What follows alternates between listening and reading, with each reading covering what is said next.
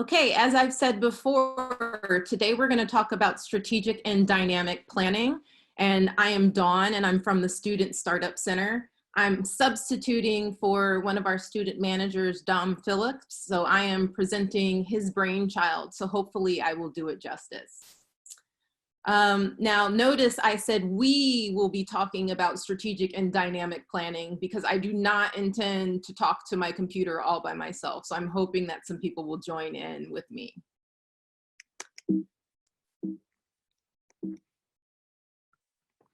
All right, so what is today all about? So number one, we're gonna discuss the benefits of strategic planning. And then we'll outline one method for developing strategic plans. So there are many, many ways to undergo planning. We're just going to outline one specific way to do this. And so this is Dom's brainchild, how he approaches the development of plans. Then we'll talk about what happens when plans hit the real world and what kinds of things we should be thinking about to mitigate those challenges. Okay, why plan? So who is out there? Now, I know that I have a number of UC Davis students because you answered yes to that question. And I know that UC Davis is not an easy school to navigate. So I am assuming that even just to get through school, you have to plan. Can someone tell me about the kind of planning they do for their school studies? What do you have to think through in order to stay a good student?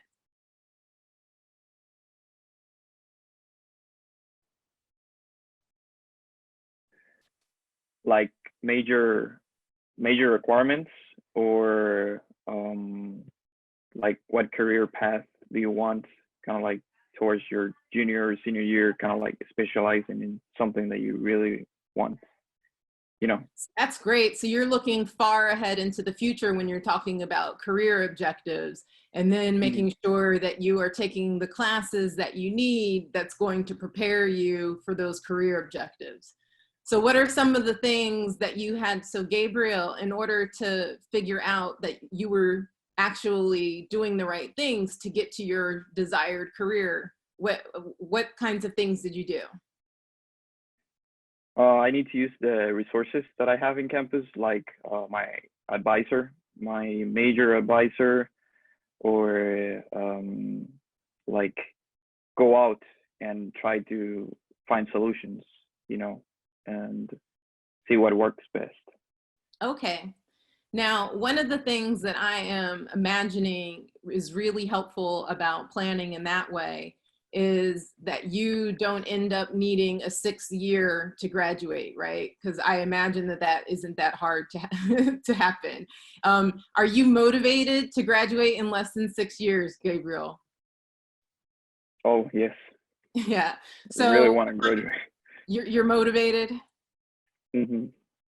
So we're looking for ways to help us manage our resources. So that's one reason to plan. We wanted to make sure that we get things that need to be lined up in order. That's another reason to plan.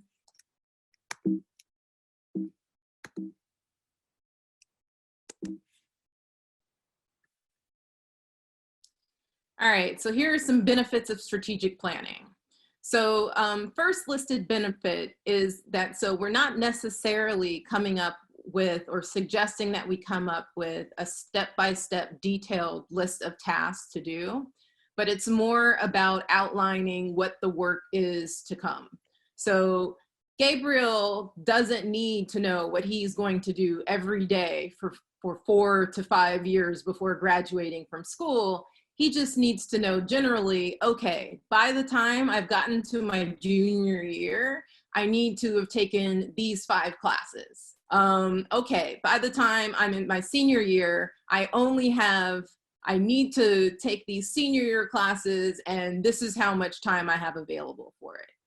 So, and we can do this in broad strokes as opposed to getting very, very detailed. Now, the second bullet is a nice bullet in terms, I like this explanation of what strategic planning can help us identify.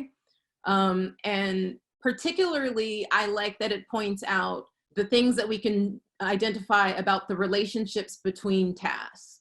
So some of our tasks are going to have interdependencies. And if we don't think about this in the future, or if we don't think about this in the present, when we get to the future, we're gonna have a problem. So that's like an example from Gabriel's career planning is if he has a class that he waits until his senior year to take that is really important for his career progress, but it has prerequisites and he never took the prerequisites. Well, now he has a problem because he has to wait in order to take this class that's really important. So another thing that we can identify with strategic planning are possible bottlenecks or roadblocks. So there may be, so similar to the issue with needing to get classes that have prerequisites out of the way early, we also might need to identify if there are classes with long wait lists or things like that. Lastly, this bullet is telling us that we're going to be able to identify some insight into our own team or company. So Gabriel isn't a company or a team, he's an individual. But if we looked at his plan for his academic career, we would start to learn some things about what he's most interested in, what he thinks is a valuable use of his time. So those are some of the benefits that we get out of strategic planning. All right, any questions about benefits of strategic planning? Does anyone have anything they want to add in terms of ways that they have seen planning help them out?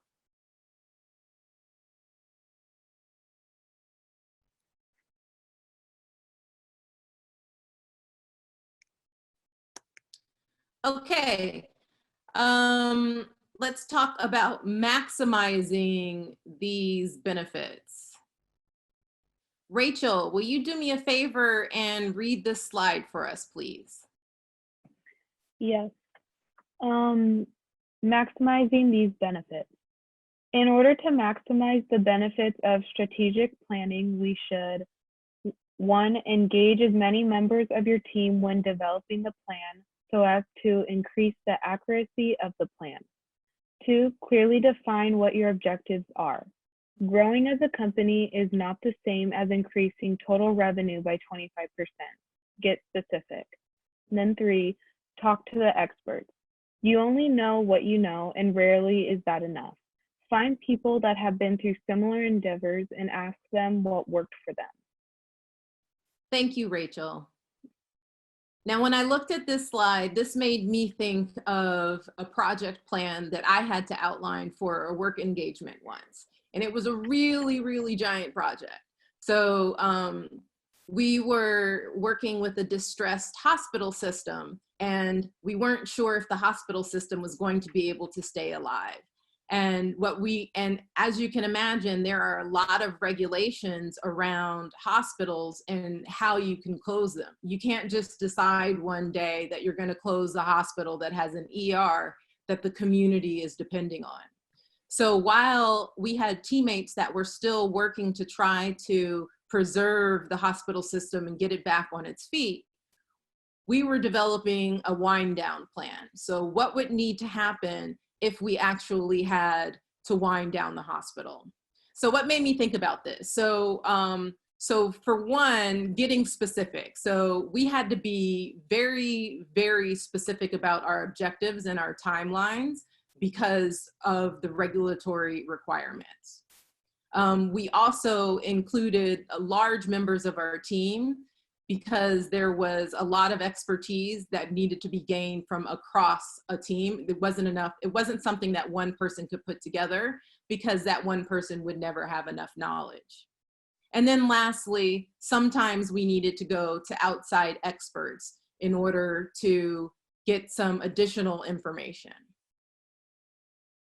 All right, any questions about maximizing benefits?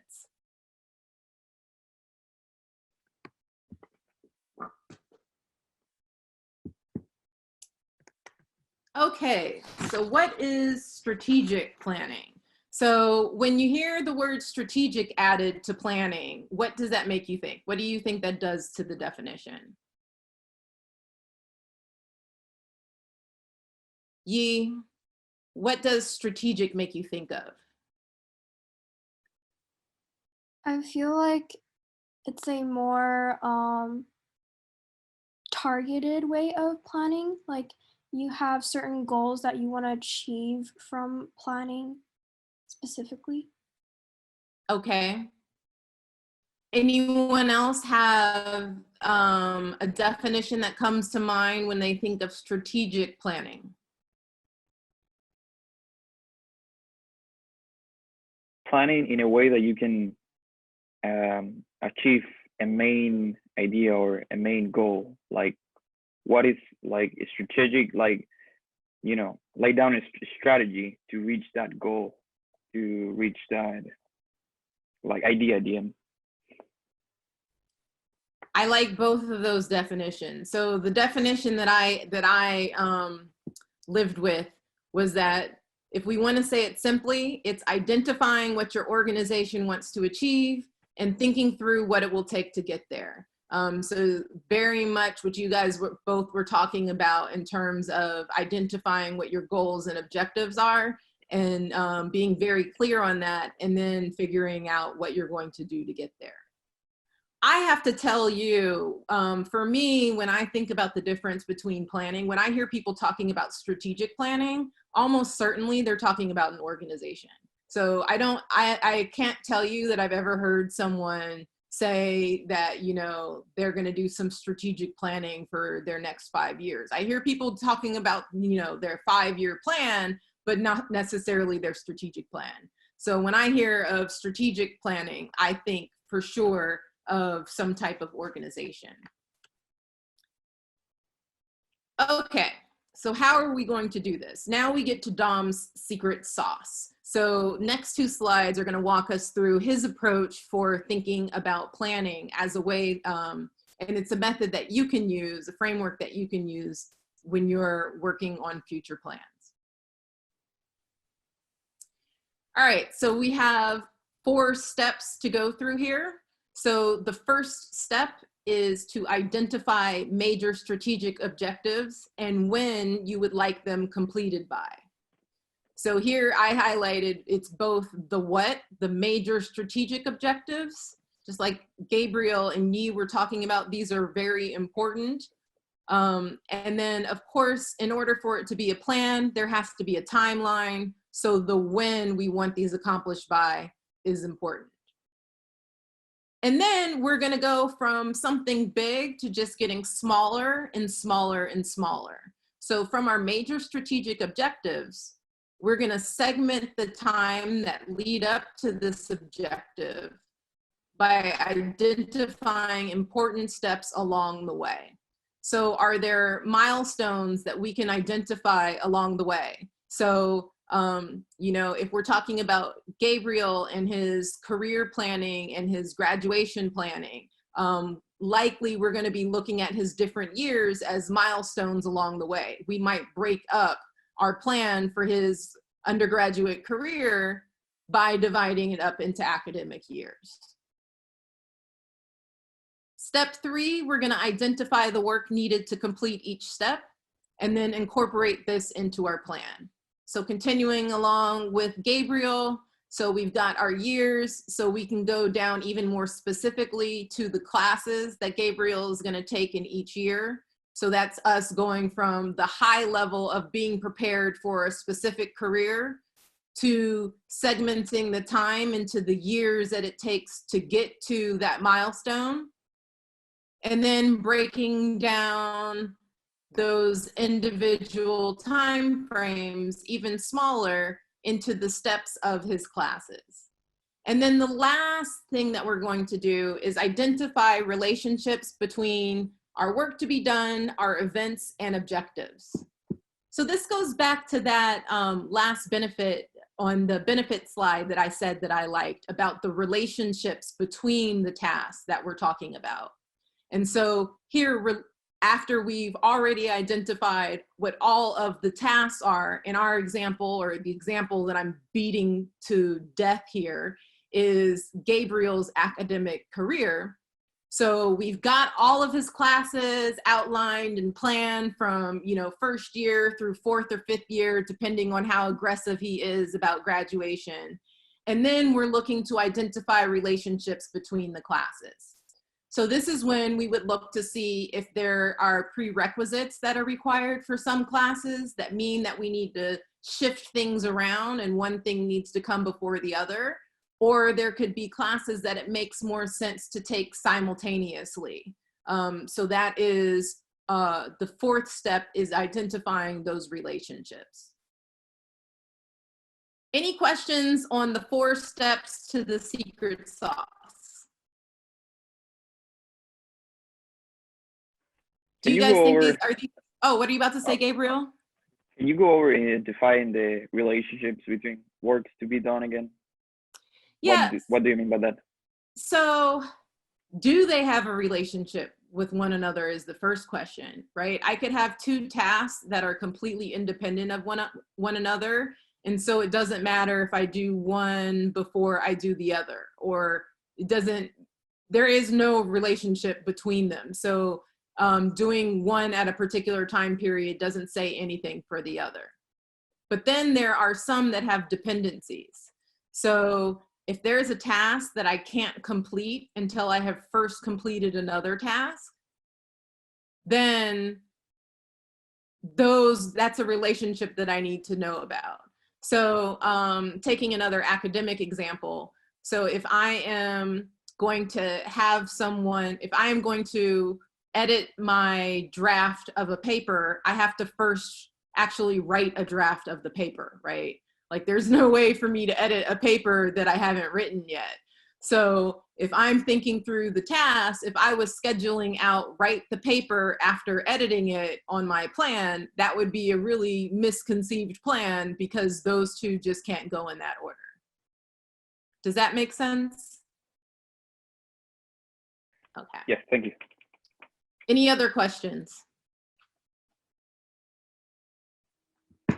Okay, so the next piece, so Dom has given us visuals to go with his 4-step method. So right here what we're looking at is a basic Gantt chart. And a Gantt chart is just, you know, a really fancy label for laying out tasks time-wise visually, right? So if you can see, I hope you can see my cursor. So right now I'm looking at the bottom row, which is described as days. So there are 6 different days. So we know that this Gantt chart is outlining tasks over 6 different days. We have in this main body, I can see I have task 1.1, task 1.2, task 2.1, and task 3.1. And those first numbers are relating to the areas over here in the left-hand column. So what Dom has done here is, in addition to dividing out in terms of time, so because remember, after we identify what our major strategic objective is, then we're going to break up the time it takes to get to that strategic objective. And then we're breaking down the tasks that we're going to do within that time. So here, he's also divided them up into areas. So this could be, it could be anything. So it could be, areas could be people who are going to perform the tasks. Areas could be topical areas. But just a way that you're grouping these ideas. And here, each area is indicated with its own color. So all of the area 1 tasks are in this, I'm gonna call that peach. And then all of the area 2 are in this yellow-like color. And then the green is for area 3. So let me ask, I have a question for you now. So Gabriel and I were just talking about relationships between work to be done, relationships between tasks. And so here, I would like to say that there are some relationships, there's some things we can learn about the relationships between tasks just by looking at this Gantt chart. So for example, I told you before that some tasks have interdependencies, like a class that is a prerequisite for another class. So let's take that example. So if you look at this Gantt chart, I want you to identify 2 tasks that could not represent a class that needed to follow another class.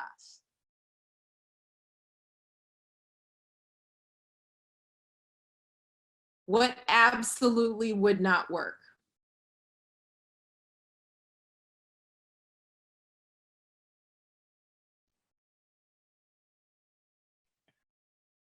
Like task 1.2 would not work if task 1.1 doesn't, you don't finish task 1.1, right?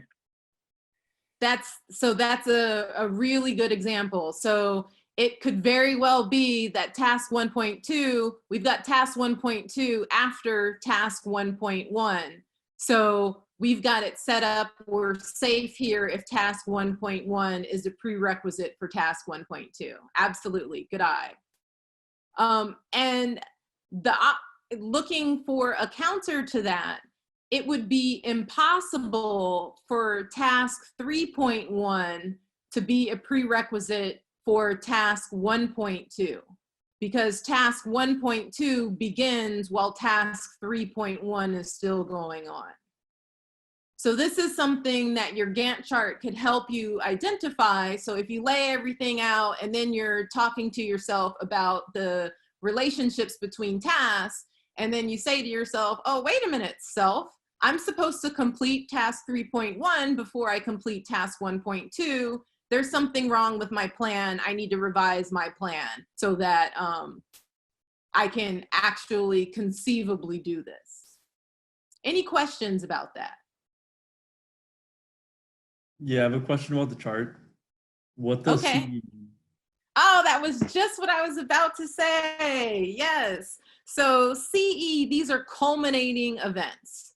So each of these tasks, so this is part of Dom's method, which I'm digging this. So he has a concrete event ends each of his tasks. So what does that mean? So it could be something like, so remember I talked about drafting an essay or a paper for school. So I could have task 1.1 is me writing a paper for school. And my culminating event could be me handing it off to someone to review it for me. So then my culminating event would be what signals that I'm finished with that task of writing the paper. Does that answer your question? Yeah, I got it. Thank you. Manuel? Yeah. And then the thing is, but they don't always have to be that formal. So you don't necessarily need to have someone review what you just completed. It could be just ticking it off on your task management software and making sure that you have identified that it's over. But it's just doing something that gives a sense of completion to the item. All right, so we're gonna walk through an example here, but before we do that, I just want to remind you of the 4 steps. So these are the 4 steps that we're going to walk through with our example. So the first of our 4 steps is going to be to identify major strategic objectives, plus the when you would like them completed by. Then we're going to segment the time up to that objective by identifying important steps along the way. And then we'll identify the work that's needed to complete each step. And then lastly, we'll identify any relationships between the work to be done. Okay, so here's the example. We are now a marketing team for a startup that produces and sells medical testing equipment. So that's just a little background on who we are. Who do we sell to? We sell to small hospitals and private practitioners. So what are we about to do? So we are on the verge of a marketing push here. And our marketing push specifically is for us to go from our current customer count of 5 up to a customer count of 50. So our objective for our marketing push is to get to 50 customers. In the past, all of our marketing has been done with cold calling.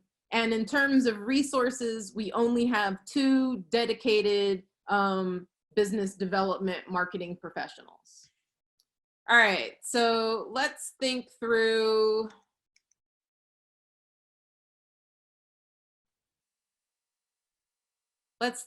these pieces. All right, so first, what would you identify as our strategic objective? So we're looking for our major strategic objective that we want to achieve. Would someone please tell me what that is?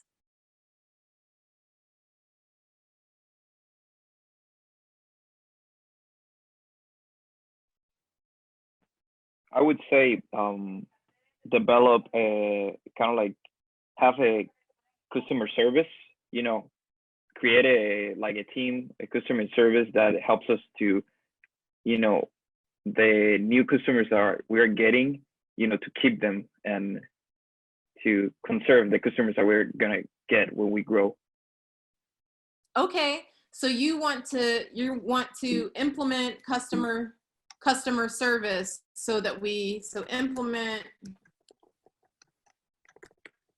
customer service so we keep the customers we get. Now, let me ask you the question, Gabriel. So what is the point of that? Because remember, we're trying to get to the major strategic objective, what everything we're doing is leading up to. So why do you want to do that? What's your ultimate goal? With that, my ultimate goal is, you know, that once we get it to the 50, you know, customers, we can keep the 50 customers or the 10 customers. You know, whenever we grow, we can keep those customers rather than just, you know, not caring about them. You are saying it, you're just saying it in different words because you are assuming that we got to 50 customers. So our major objective, that's our objective. Our major objective is 50 customers.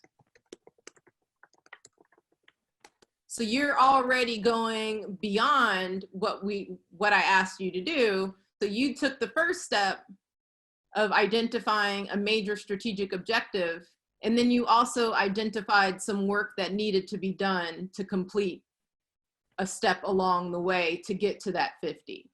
So you were saying that if we're moving to, for instance, the 10, we want to make sure that we keep the 10 so that we can get to the other 50. Okay. What time span do you want to think about in terms of getting to 50 customers? How long would you be thinking about that, Gabriel?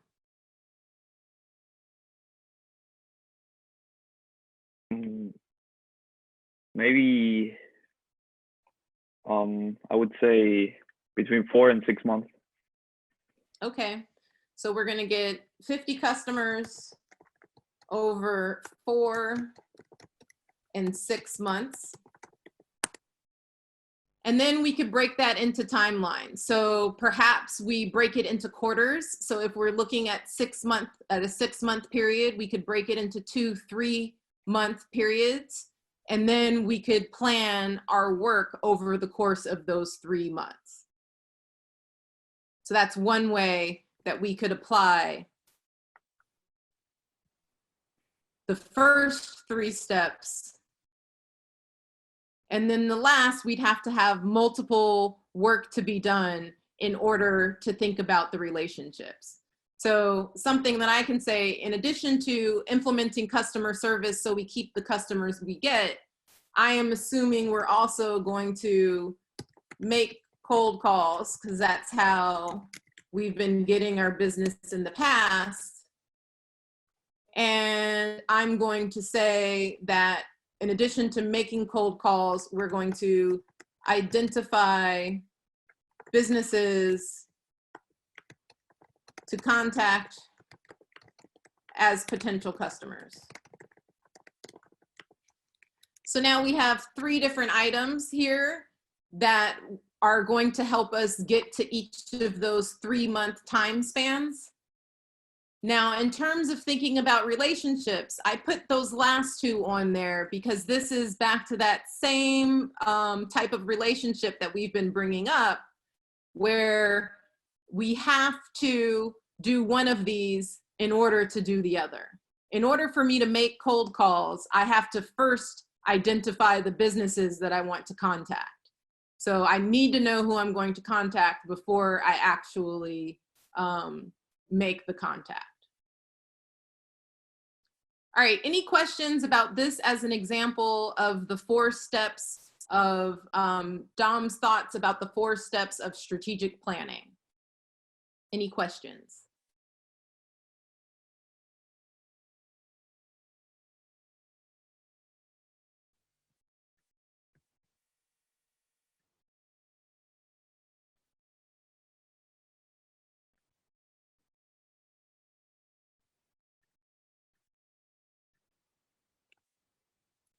Okay, so now we're going to talk a little bit about dynamic planning. So instead of strategic, now we're talking about dynamic. So what does the word dynamic make you think of?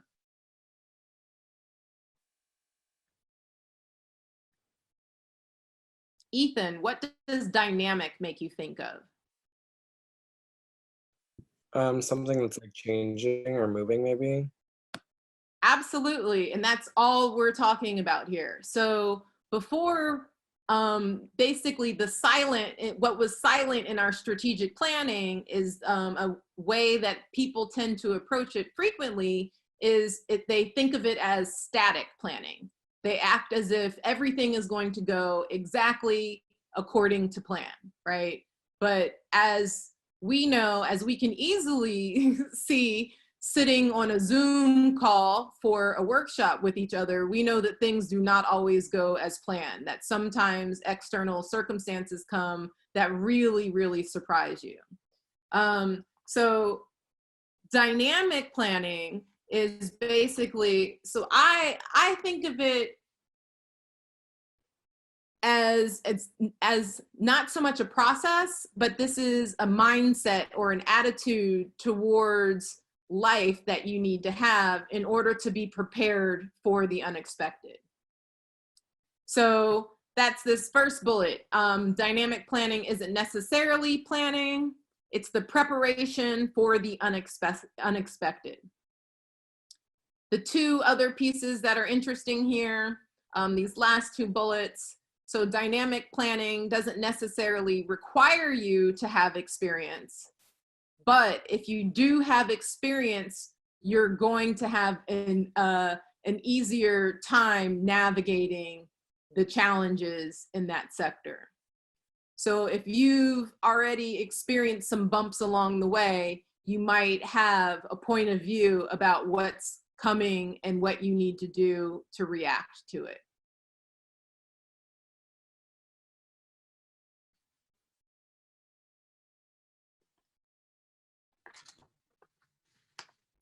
Now, the how-to, there are, so the 2 big words on here that I like the most that are screaming out at me are trial and error.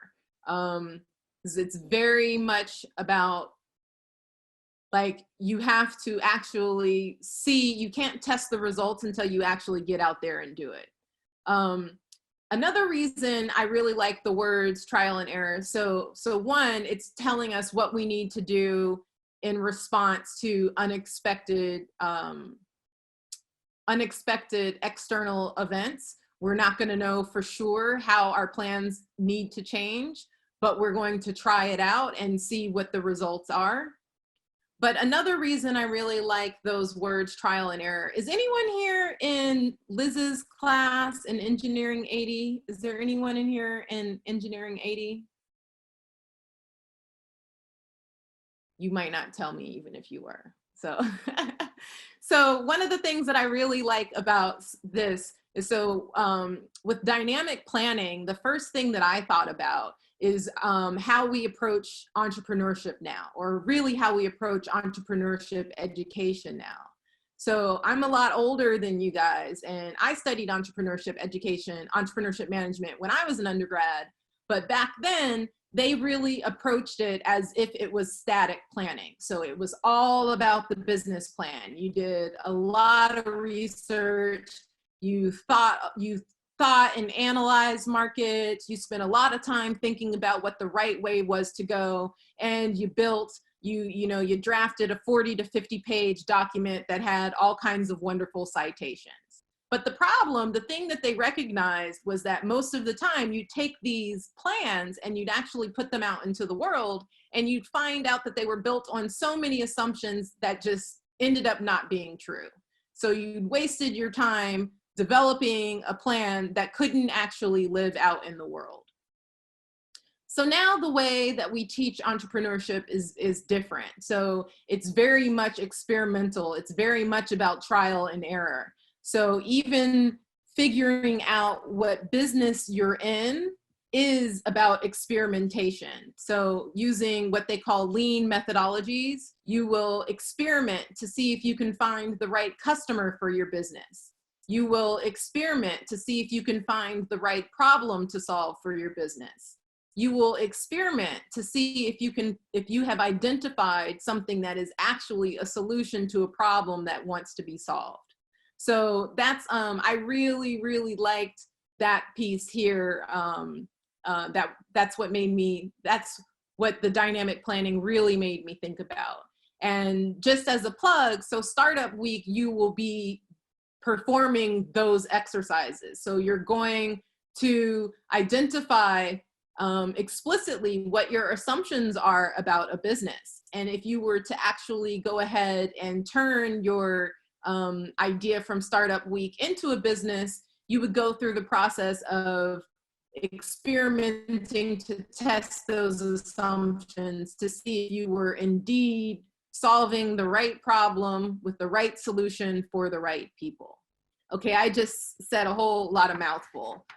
Any questions about what I have said about dynamic planning, or any just thoughts about dynamic planning that you would like to add?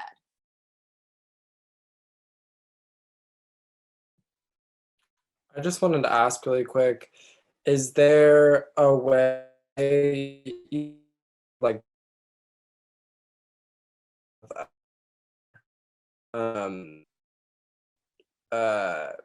followable or like more approachable plan for dynamic planning rather than just kind of like experimenting? Well, so that's a good question. Yeah. So I'm not saying don't plan at all, right? Because so what you'll see is, so even using my entrepreneurship education example, what you see is you still have plans, just instead of using a 40 to 50 page document, you're now using a 1-page laid out canvas, right? So you have a plan, you just don't write it down in 40 to 50 pages. And and your planning time frame is in a shorter period. So instead of planning and actually saying that you have an outlook of what's going to happen over the next 5 years, you're thinking about what you're going to be investigating over the next, say, 3 to 6 months. So the answer is, this isn't just completely ad hoc. So it's not throwing away planning 100%, but it is about being open to the fact that there is the potential for unexpected things to happen, and the plans that you set out might need to be adjusted. Does that answer the question, Ethan? Yeah, thank you. Okay. All right, so we're gonna play with some examples. We have just a little bit of time. So these examples are, it's basically thinking about when things have gone wrong and you had a plan, right? You thought that you knew what was going to happen on the Wednesday after Tuesday, but then something really blew up and now you find yourself in completely different circumstances. All right, so I'm going to choose someone to be a chief engineer first. Maggie, are you there? Yes. Okay, Maggie, you've just been promoted. What are you studying, Maggie? Are you at least studying engineering? Statistics. Oh, okay, not really. And I actually, you're not promoted, because if you were promoted, you would have become very ill, and I don't want to make you very ill. So Okay. Maggie, here's your situation. Your chief engineer became very ill and is unavailable. You have a major technical review coming up, and a delay in the review would result in a delay in product launch, which could cost the company a lot of money. Maggie, what do you do? What's your thought process? What do you do here? Could I ask a couple of questions? Sure, and I will make up answers. Oh, okay.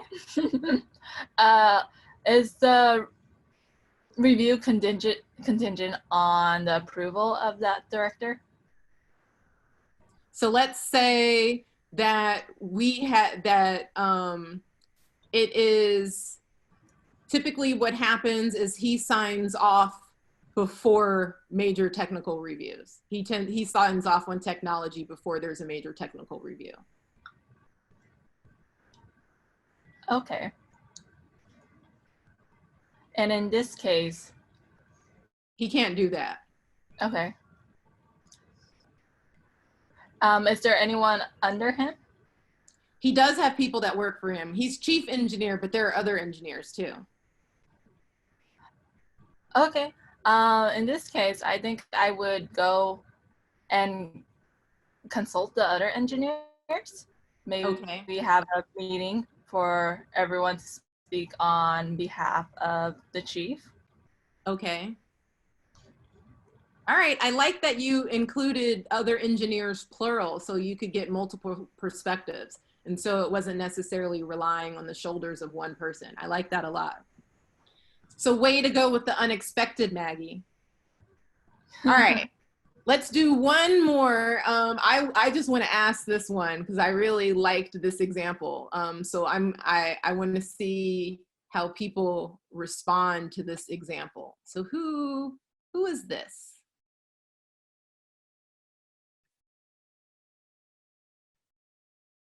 Fernando, are you there, Fernando?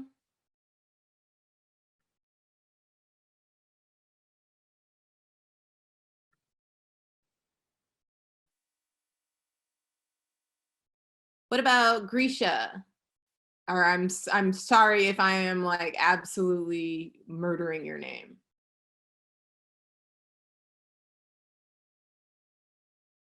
Okay, so who is present that will play with me?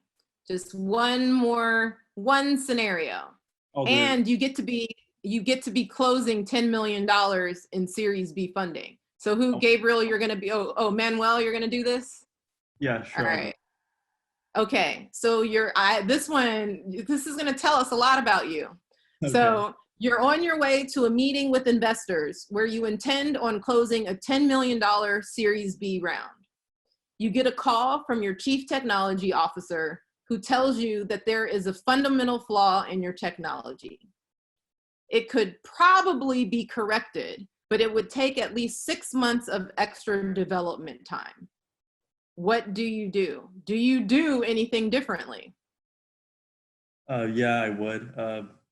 I would, I guess, call my associates, tell them to try to give me a little bit more info, maybe fix it within the next 2 seconds. And if you can't do that, I guess during the presentation or whatever, I would present normally, but then I would also let the investors know that there may be an issue, but we're working on it. Yeah, I would definitely let the investors know, because it's either I let them know or we don't do the presentation or we just lie to them. But maybe I'll lie to them a little bit. Now I'll let them know. but I'll let them know we would also fix it. So my thought just comes back like, all right, what a way to start a relationship, right? With the big lie that Yeah, I wouldn't do it. hopefully, and that I wonder if they would be able to identify anyway. So, Yeah. you know, if they're like, wow, you didn't know about this until after we signed, but that is my own personal bias. Okay, are there any questions before we leave? Thank you guys for playing with me, for putting on video cameras, for chatting with me so I didn't have to just talk to the computer. I've had a good time. So if I am finished, I'll hang out for a couple minutes in case anyone has any questions about strategic and dynamic planning, or in case there are any questions about the Student Startup Center or Startup Week. Go sign up for Startup Week. All right, thank you.